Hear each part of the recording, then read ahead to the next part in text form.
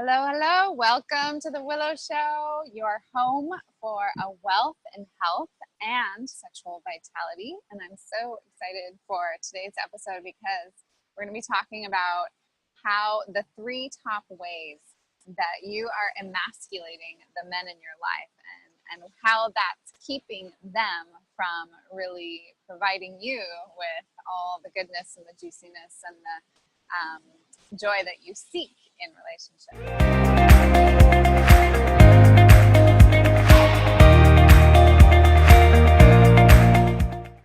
So let's dive into it. You might have been wondering, like, if you've been in a relationship for a long time, or maybe some past relationships, there was a period of time where there was a switch where he used to treat you really well, he used to treat you with respect, everything was cool. And then at some point along the way, he started treating you differently. Most likely this is because you began emasculating him in a way that you were not aware of in some way. And so we're going to go over the top 3 ways. There's probably about 25 main ways that we as women disempower and emasculate the men in our lives without even knowing it. But we're just going to talk about the top 3 today. So as you really let go of this practice, this sort of habit in your life of disempowering men, you will start to see that they treat you differently. They really do want to provide you with everything that you desire. And so when you start to see those changes, you'll know that you're doing it. You're stopping that emasculation of the men folk. So as you probably can tell, this episode is mostly for the ladies, but if you are a man watching this episode, it could be interesting for you as well to share this with the women in your life, just to let them know that you're on board with not emasculating men anymore. So if that is the case for you, then these are the top 3 ways that we do emasculate men. We really we are disimpressed by them. So the things that they do to impress us, we don't.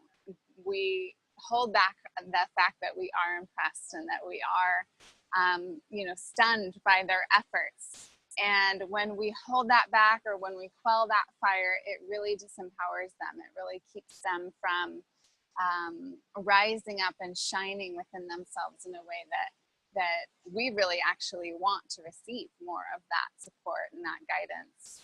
So really, I would encourage you as a woman to really find genuine impressiveness. Be impressed by what he does for you and how he treats you.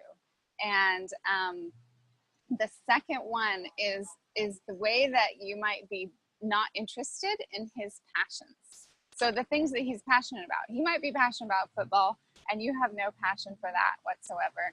But if that is the case, find some place inside the realm of football where you can really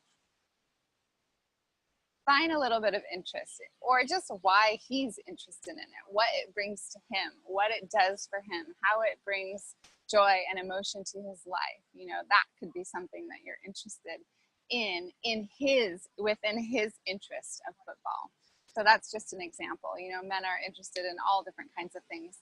But when we are not interested, or we don't share the interest with them and we pretend like we don't care, that's really emasculating for them. And it's really, it makes them feel less worthy of your love, your interest, your acknowledgement. And so when we don't acknowledge the men in our lives, we really leave them feeling just low and undervalued, and they don't respond well to that.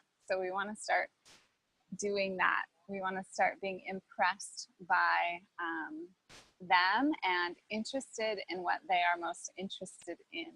So this is one that I know so many women do. I was doing it myself for a long time, and this is when we roll our eyes. So have you ever noticed that your man might do something, you just kind of roll your eyes about it? That's one way that you might be emasculating him. Another way is maybe tisking or scoffing, like he says something and you say, you know, like that's so stupid, or that doesn't matter, or that's so annoying.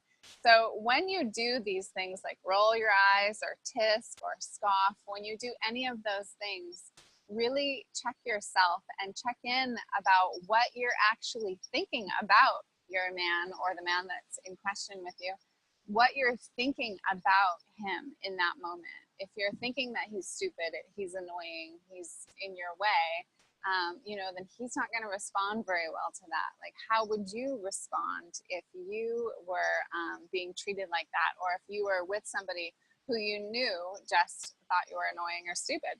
You know, that you wouldn't respond well either. And so it's a fun practice, and it brings a lot of joy into your relationship and a lot of joy into your life. And I encourage you to start practicing and noticing how you might be disempowering or emasculating the men in your life. And as you switch gears on that, see how they respond back to you. And for those of you who need more support, more help with this, you know, just reach out to me. I'm available. I'd love to help you. I'd love to support you in stopping the emasculation of men, because we do it to our boys as well, our young boys, and then they grow up thinking that they are not worthy, that they're not good enough, and that deep sense of shame gets pretty impressed on us at a young age. So we want to eliminate that so we can have this kind of war between the sexes end and have us come together in union and in harmony and in working together.